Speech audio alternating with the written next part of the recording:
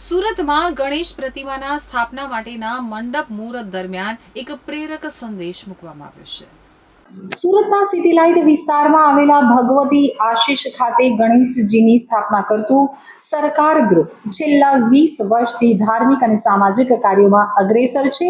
ત્યારે ભક્તિ સાથે સમાજ સેવાને પ્રાધાન્ય આપતા આ ગ્રુપ દ્વારા આજ રોજ ગણેશ પ્રતિમા સ્થાપના માટેના મંડપનું મુહૂર્ત પર એક પ્રેરક સંદેશ સાથે કરવામાં આવ્યું હતું। સરકારી ગ્રુપની શરૂઆત નવયુવાનોના એક સમૂહથી થઈ હતી, જેમણે સમાજ પ્રત્યેની જવાબદારીને સમજી અને બેંગ વિથ સરકાર નામનું પ્લેટફોર્મ બનાવ્યું હતું।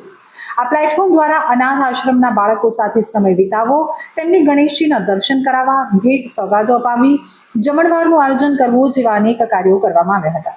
તો સરકાર ગ્રુપે મૂક બધિર બાળકોની શાળાઓ અને સંસ્થાઓમાં જઈ અને જરૂરી વસ્તુઓ, આધુનિક યાંત્રિક સાધનો અને અન્ય સહાય પૂરી પાડી છે। આ ઉપરાંત શિક્ષણથી વંચિત બાળકો માટે ખાસ પહેલ કરવામાં આવી છે। જે બાળકો આર્થિક તકલીફોને કારણે શાળાએ જઈ શકતા ન હતા, તેમના વસ્તી વિસ્તારમાં કામચલાઉ કેબિન અને શિક્ષકોની વ્યવસ્થા કરી શિક્ષણ પૂરું પાડવામાં આવ્યું છે। જે બાળકો શાળાઓ જઈ શકતા ન હતા પરંતુ ટ્રાન્સપોર્ટની સુવિધા ન હતી, તેમને માટે ટ્રાન્સપોર્ટ, સ્ટેશનરી અને પુસ્તકોની વ્યવસ્થા કરવામાં આવી। એક વખત સરકાર ગ્રુપે એક સરકારી શાળાને 1 વર્ષ માટે દત્તક લઈ અને 10 થી 12 શિક્ષકોના પગાર તેમજ અન્ય ખર્ચ પણ પૂરા પાડ્યા હતા।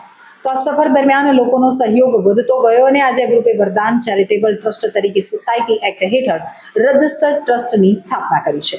ગયા વર્ષે વરદાન ચેરિટેબલ ટ્રસ્ટના માધ્યમથી ખરીદેલી કોમર્શિયલ વાનથી બાળકોને શાળા સુધી પહોંચાડવાનું કામ સરળ બન્યું છે।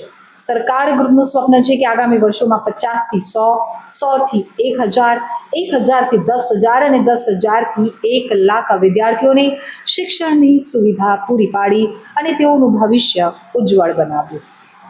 આજનો અમારો વિષય અને મુદ્દો પંડાલ પૂજનનો હતો અને અમારા સરકારની આગમનની ડેટ અમે જે રિવીલ કરવાના છે અને આજનો અમે જે પંડાલ પૂજન છે તે અમે જે ચેરિટી કરીએ છીએ, જે અનાથ બાળકો છે, જેને અમે ટ્રાન્સપોર્ટેશન શિક્ષા માટે પ્રોવાઈડ કરીએ છીએ, એવા બાળકોના હસ્તકે અમે અમારું પંડાલ પૂજન કરાયું છે।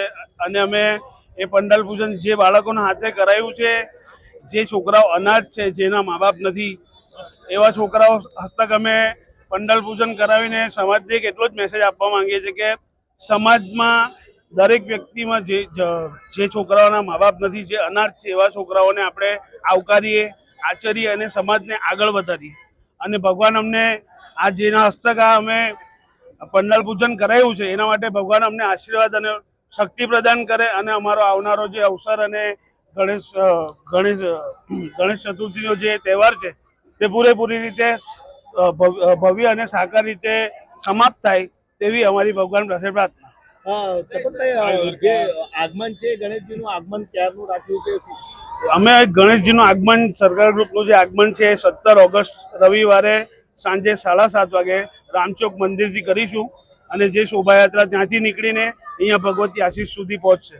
તો અમારું પબ્લિકને ભાવભર્યું આમંત્રણ છે કે અમારી સાથે જોડાય અને સુરતની પબ્લિકને અમારો આવકારો છે કે અમને અમારી સાથે જોડાય, અમને આશીર્વાદ આપે એવી અમારી અપેક્ષા।